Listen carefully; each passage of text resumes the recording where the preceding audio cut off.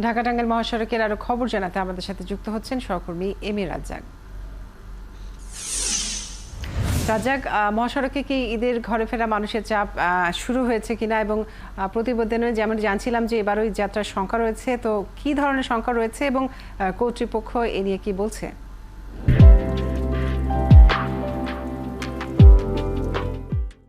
কাজরি, আমি আপনাকে দেখাতে চাই যে এই মুহূর্তে আমি অবস্থান করছি ঢাকা টাঙ্গাইল বঙ্গবন্ধু সেতু মহাসড়কের বঙ্গবন্ধু সেতুর পূর্ব পাড়েই।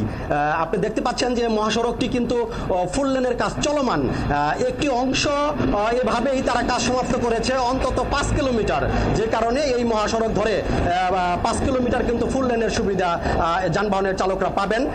তবে এই বিষয় নিয়ে আমার কথা হয়েছে টাঙ্গাইলের যারা আইন শৃঙ্খলা রক্ষাকারী বাহিনীর লোকজন রয়েছে, যারা মহাসড়কে নিয়মিত দায়িত্ব পালন করে যানজট নিরসনের, তারা যে বিষয়টি বলছে যে এই বছর যদি একেবারে প্রাকৃতিক দুর্যোগ, তার মানে হচ্ছে আপনি লক্ষ্য করেছেন হয়তো কাজরি যে গত কয়েকদিন যাবৎ রাতের বেলায় কিন্তু বৃষ্টি হচ্ছে, যে এই বৃষ্টির কারণেই এখানে এই মহাসড়কে বঙ্গবন্ধু সেতুর পূর্ব পাড় থেকে এলাঙ্গা পর্যন্ত এটি ভোরবেলায় কিন্তু যানজটের একটি লক্ষ্য করা গেছে।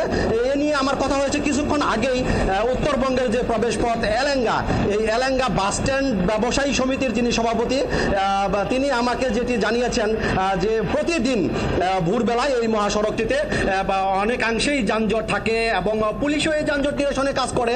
তবে এই যে দেখতে পাচ্ছেন যে বৃষ্টির কারণে রাস্তার পাশে যে পানি জমে থাকে এবং বৃষ্টির কারণে রাস্তাও কিন্তু পিচ্ছিল থাকে, যে কারণে যানবাহনের গতি আস্তে আস্তে কমতে থাকে।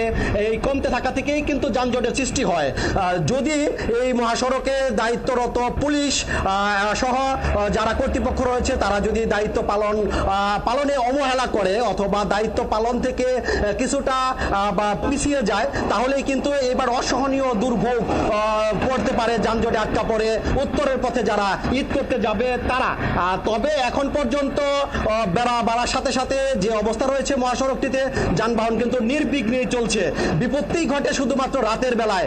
গভীর রাত থেকে এই মহাসড়কে যানবাহনের চালকরা যে ওভারটেকের যে তাদের টেন্ডেন্সি, সেটি কিন্তু মানে একেবারেই কাল হয়ে দাঁড়ায় ভোরবেলায় এসে। ভোরবেলায় আস্তে আস্তে কিন্তু এই গাড়ি একে অপরকে। আপনাকে অনেক ধন্যবাদ যুক্ত থাকার জন্য। দর্শক, ঢাকা টাঙ্গাইল মহাসড়কের খবর জানাচ্ছিলেন আমাদের সহকর্মী।